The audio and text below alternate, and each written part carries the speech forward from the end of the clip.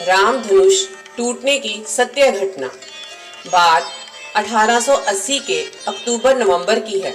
बनारस की एक रामलीला मंडली रामलीला खेलने तुलसी गांव आई हुई थी। मंडली में 22-24 कलाकार थे जो गांव के एक ही आदमी के यहाँ रुके थे।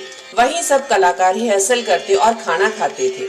पंडित कृष्णा राम दुबे और रामलीला मंडली के निर्देशक थे। वह हारमोनियम पर बैठ के मन संचालन करते थे और फौजदार शर्मा साज सज्जा और रामलीला से जुड़ी अन्य व्यवस्था देखते थे। एक दिन पूरी मंडली बैठी थी और रिहर्सल चल रहा था। तभी पंडित कृपाराम दुबे ने फौजदार से कहा, इस बार वो शिव धनुष हल्की और नरम लकड़ी की बनवाएं ताकि राम का पात्र निभा रहे 17 साल के युवक को परेशानी ना हो। पिछली बार धनुष तोड़ने में समय लग गया था। इस बात पर फौजदार कुपित हो गए क्योंकि लीला की साज सज्जा और अन्य व्यवस्था वही देखता था और पिछला धनुष भी वही बनवाया था। इसी बात को लेकर पंडित जी और फौजदार में कहा सुनी हो गई। फौजदार पंडित जी से काफी नाराज था और पंडित जी से बदला लेने की सोच लिया था। संजोग से अगले दिन सीता स्वयंवर और शिव धनुष भंग का मंचन होना था। फौजदार मंडली जिसके घर रुकी थी उनके घर गया और कहा, रामलीला में लोहे के एक छड़ की जरूरत आन पड़ी है, दे दीजिए। गृह स्वामी ने उसे एक बड़ा और मोटा लोहे का छड़ दे दिया। छड़ लेके फौजदार दूसरे गांव के लोहार के पास गया और उसे धनुष का आकार दिलवा लाया।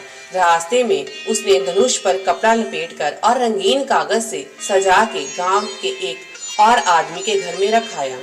रात में रामलीला शुरू हुई तो फौजदार ने चुपके से धनुष बदल दिया और लोहे वाला धनुष ले जाकर मंच के आगे रख दिया और खुद पर्दे के पीछे जाकर तमाशा देखने के लिए खड़ा हो गया। रामलीला शुरू हुई। पंडित जी हारमोनियम पर राम चरणों में भाव विभोर होकर रामचरितमानस के दोहे का पाठ कर रहे थे। हजारों की संख्या में दर्शक शिव धनुष भंग देखने के लिए मूर्तिवत बैठे हुए थे। रामलीला धीरे धीरे आगे बढ़ रही थी। सारे राजाओं के बाद राम जी श्री गुरु जी की आज्ञा लेकर धनुष भंग करने को आगे बढ़े। पास जाके उन्होंने जब धनुष को हाथ लगाया तो धनुष उससे उठी ही नहीं। कलाकार को सत्यता का आभास हो गया। उस 17 वर्षीय कलाकार ने पंडित कृपाराम दुबे की तरफ कातर दृष्टि से देखा तो पंडित जी समझ गए कि दाल में कुछ काला है। उन्होंने सोचा कि आज इज्जत चली जाएगी हजारों लोगों के सामने और ये कलाकार की नहीं सव्य प्रभु राम की इज्जत दांव पर लगने वाली है। पंडित जी ने कलाकार को आंखों से रुकने और धनुष की प्रदक्षिणा करने का संकेत किया और सव्य को मर्यादा पुरुषोत्तम के चरणों में समर्पित करते हुए आंखें बंद करके उंगलियां हारमोनियम पर रख दी और राम जी की स्तुति करनी शुरू कर दी।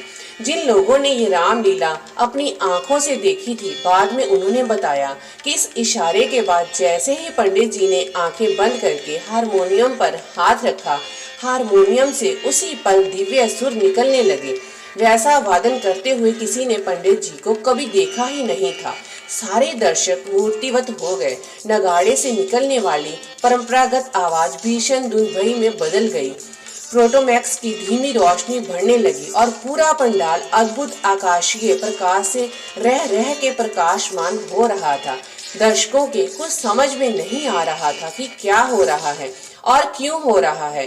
पंडित जी खुद को राम चरणों में आत्म समर्पित कर चुके थे और जैसे ही उन्होंने चौपाई कहा, लेत चढ़ावत खेच गाड़े कहूँ न लखा देख सब उठारे, ते ही शन राम मध्य धनु तोरा भरे भुवन धुनि घोर कठोरा। पंडित जी के चौपाई पड़ते ही आसमान में भीषण बिजली कड़की और मंच पर रखे लोहे के धनुष को कलाकार ने 2 भागों में तोड़ दिया। लोग बताते हैं कि ये सब कैसे हुआ और कब हुआ, किसी ने कुछ देखा ही नहीं। सब एक पल में हो गया। धनुष टूटने के बाद सब स्थिति अगले ही पल सामान्य हो गई। पंडित जी मंच के बीच गए और टूटे धनुष और कलाकार के सन्मुख दंडवत हो गए। लोग शिव धनुष भंग पर जय श्री राम का उद्घोष कर रहे थे और पंडित जी की आंखों से श्रद्धा के आंसू निकल रहे थे। राम सबके हैं, एक बार राम का होकर तो देखिए। जय श्री राम।